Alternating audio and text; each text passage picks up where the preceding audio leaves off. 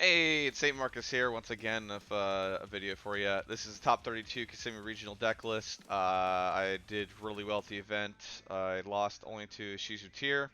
The deck was insane performance. I enjoyed everything about it except for playing against the ISHIZU tier and not seeing my side deck cards for that deck. That deck is a powerhouse, so let's be careful, everybody. That deck is a powerhouse, so we're gonna have to build playing against it in the future. So let's see, we're gonna play for the main deck. We play 41 cards. We play 3 Spright Blue. That's the monster structure of the deck. Awesome card. We play 3 Spright Jet. Jet searches spell and traps. Super good for the deck. We played the nine names total. So we played the Pixies for the battle damage step. Card's awesome. Good for breaking towers. We also play Carrot and Red. Carrot spell and trap negate. Red is the monster negate. Plain and simple. We play the 3 starter, Spright starter. Card's goaded for summoning anything you need, especially if your opponent tries to evenly match you, you can jump out the carrot. Smashers for the removal of Mystic Mine, because we all hate Mystic Mine, but nobody's really playing it now. This card helps us remove cards that we don't like on the field. Maybe kick Kalos as well if we play against Tier. Spright Double Cross, this card is insane. Take your opponent's monster, put it underneath a Xyz monster, or put it underneath a Link Zone at points 2. I played this version of the deck mostly the same as the one at the 3v3. At the 3v3, I went undefeated in rounds. My teammates failed me sadly, so we didn't really go crazy. But for the regional, we were undefeated until round 6 or 7. We took our first L to a good friend of ours, Ricky. Shout out to Ricky from Tampa. It's fun playing with you. He was playing ISHIZU tier and he absolutely waxed me. Game 1 and game 3. I got him game 2. This list was a list that we cultivated with a friend of mine on Discord, Bryce. Him and his friends started playing this list. I fell in love with it, so I started playing and piloting, and he's been a really good theory partner, so shout out to Bryce. We play the 2 Swap Frog in the engine right now. I think 2 is still pretty optimal. We play the Nimble Angler package plus the 2 Beaver, so playing 1 Angler, 2 Beaver. Most people are playing this at 2 and 3. Now with the ISHIZU tier being out, I could play this at 2 and 3 because I do want this to be milled out to summon 2 of these. It's nice to having extra bodies on the board. Saves me a trip to going into Sprind. If not, I just go Sprind, dump Angler, summon 2 Beaver, and then continue to do combo from there. It's really nice. So that's the Swap Frog plus the Angler Nimble package. Swap Frog can dump the Angler to trigger the effect as well, which is nice. So I think it's a really good interaction. Next we have the Brave package, the 3 Water Girls. So 3 Water Enchantresses of the Temple, 2 Rites of Armaseer, and 1 Griffin Rider. And then we also have the Faithful Venture and the Rideable Dragon. I'm thinking of fitting in Illegal Knight in here for 3 cards that I have for interaction points that I want to get rid of. We also play the Foolish Burial to help us dump the Water Girl or the Nimble Angler to start combo if we need to. We have the one Called by the Grave as well. So there's that. And then we also play honorary adventure cards, which would be the 3 Pot of Prosperity. Since this card got reprinted, this card's been so good. I'm so happy I can finally use this card. There was definitely a price gap there that I did not want to pay 110 a copy for. I'm happy this card's like 40 bucks or less now. I can't remember what the actual price is. So 3 Pot of Prosperity is absolutely necessary. We also play the 3 Fenrir, which I felt were very mid for the event, and I'm probably going to. Oh God, that was horrible. We're going to take these cards out and test some other stuff. Fenrir didn't do much against the ISHIZU, and this card barely ever came up for any good interaction against my opponents. I didn't like the fact that I played against a deck that summoned my own Fenrir against me. That's another reason why I'm dropping it, because I don't want that to happen anymore. That was very obnoxious. We also play the 3 Ash Blossom, because I think Ash Blossom's all around good. And then 3 Impermanences. These cards I saw all day. I saw these cards all day, and they helped with certain interactions. ISHIZU tier, I needed one more. If I had the Ash plus the Imperm, I think I would have done better. But Imperm just stopped the Kakalos, does a good amount. They end on like Baguska. Um, if you hit them on the Kakalo still. Baguska became a pain in the butt, so that's another reason why I want to remove these 3 cards. I'm also going to be changing the extra deck as well. Speaking of the extra deck, let's jump into the extra deck.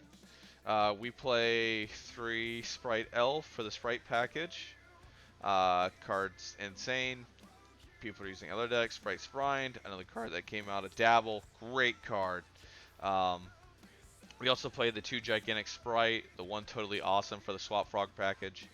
This is definitely the must-haves when playing Spright. I think Toad is just too good not to give up.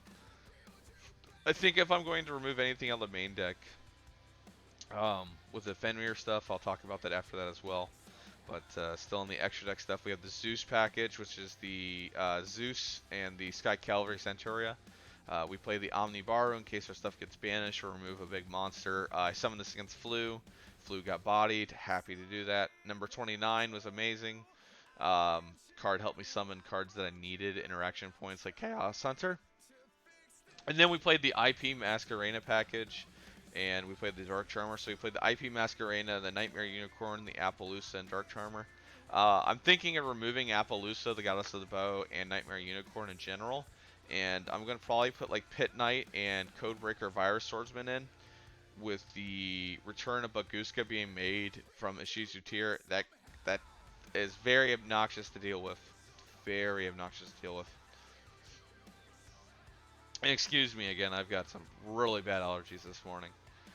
Side deck cards, we have the 1 Chaos Hunter. We have the Artifact Scythe package with the Trap Trick and 2 Sanctums. And then we were playing the Lava Golems for the event. We're playing 1 Cosmic on the side. I know it's funny, I played the Cosmic over Harpies. But a quick play spell is a quick play spell, and I'll play it in there all day. This card was to out anything that I didn't like. Actually barely came up to the event. I barely ever needed it.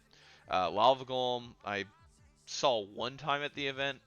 It was very mid. I was hoping it'd come up more.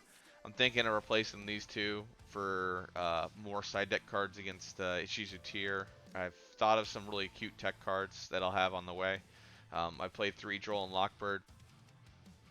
Droll and Lockbird was insane against decks that added. It was good against the Mirror. I played the Mirror twice at the event. Twice. I think I played it twice. I played it twice in 1 pure version.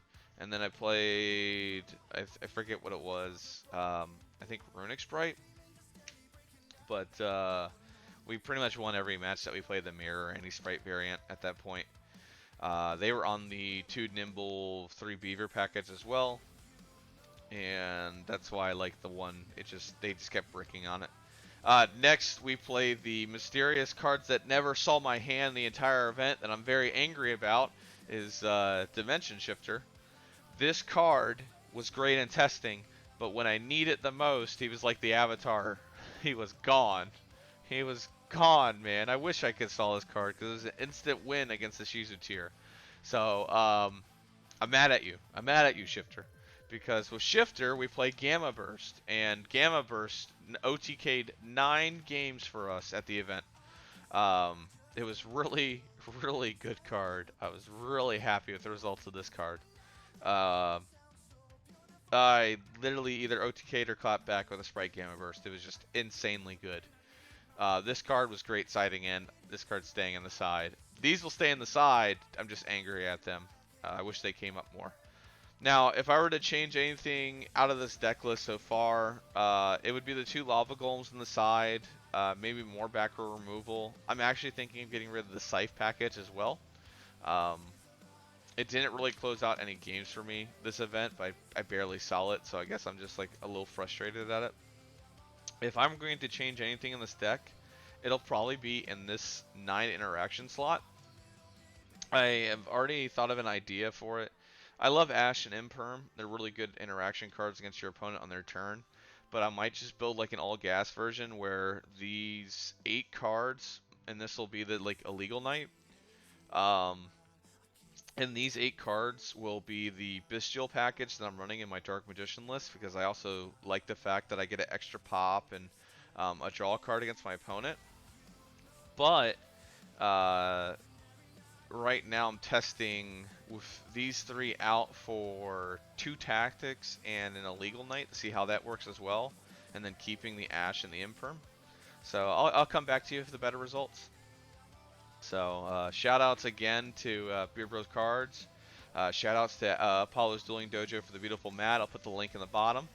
Um, shout outs to GGYGO for the awesome and informative videos. Love this man so much. Great stuff. And we'll do a test hand like we always do every video for you. And we'll show you a possible end board that we could have. So we'll remove the side deck cards. Let's do a quick test hand.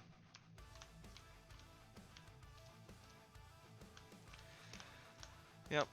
So, and shout out to Francis, my boy who played fish at the event, scrubbed out, but got second in the Winamat. Thanks for riding with me, buddy. We had a great day.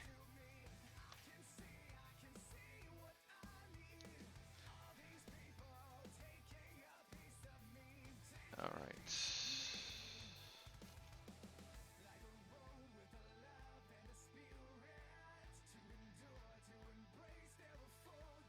See what we got.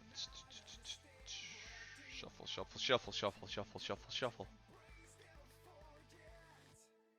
Get a good randomization in. Alright.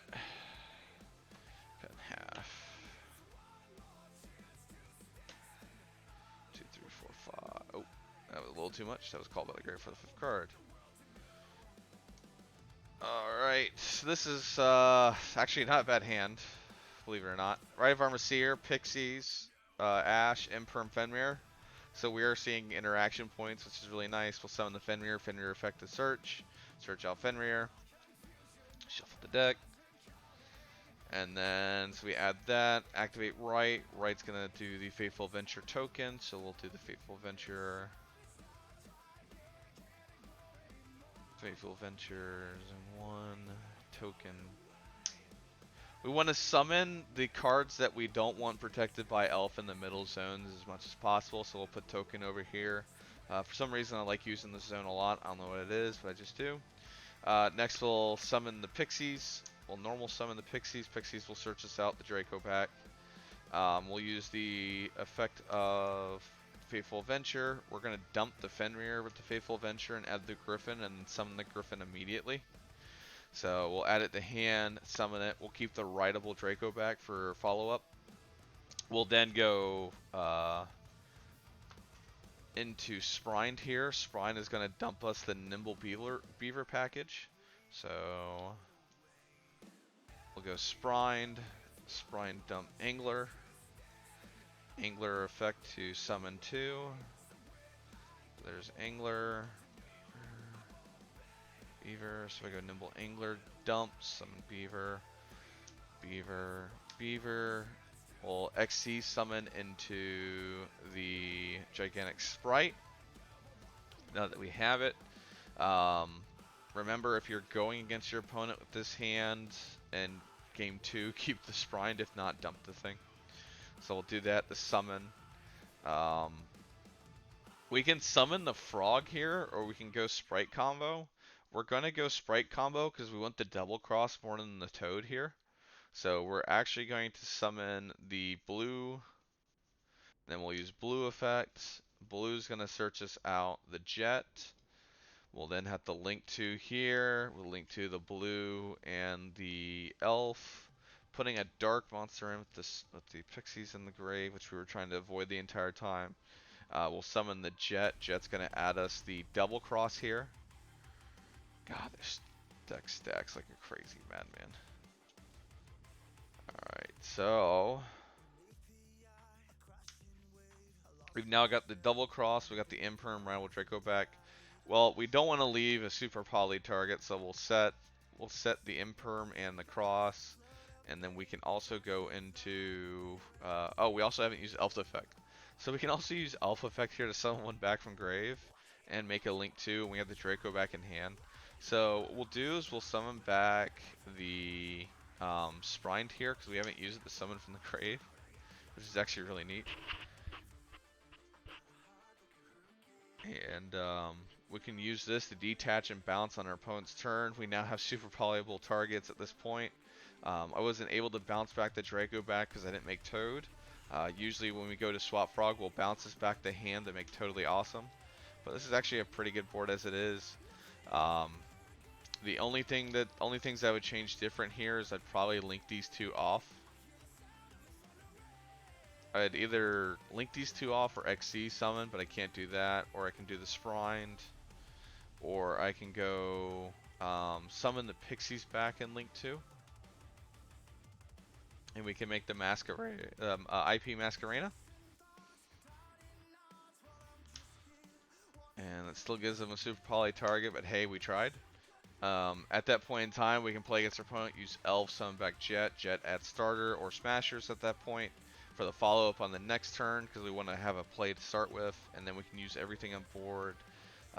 If we want to, we can make a 3 Appaloosa here with the Jet, or we can make the Nightmare Unicorn with the IP Masquerade and the Elf. Or we can use Elf plus the Jet to make the Unicorn, and then dumping Draco back, attaching to the token. So that is still a really good end board to end on. I hope you guys like the test hand. I always like to show you just how the deck flows and how it works. So until next time, we'll meet again.